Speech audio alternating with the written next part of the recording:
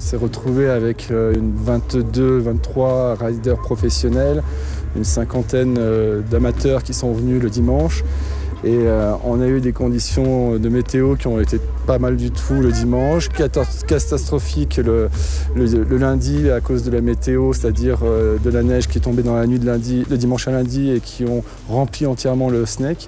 Après des heures et des heures de chep et de neige déplacée, le Snake était prêt ce matin et les 22 riders ont assuré comme jamais.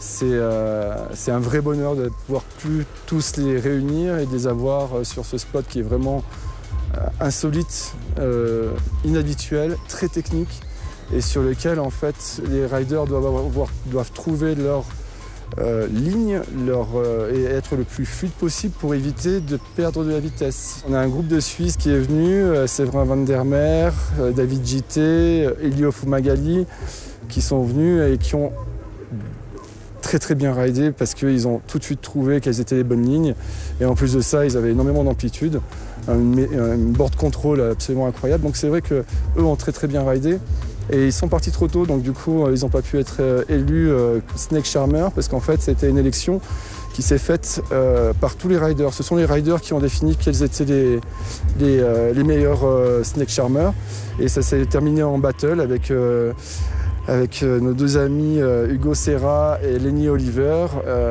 Donc voilà, c'est vrai que je ne vais pas revenir là-dessus. Tout le monde était d'accord sur le fait que c'était les deux meilleurs riders et je suis bien d'accord avec ça.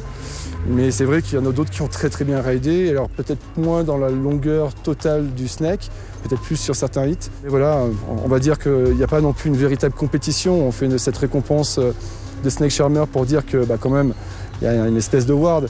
Mais c'est pas une compétition et on veut surtout pas que ça le soit.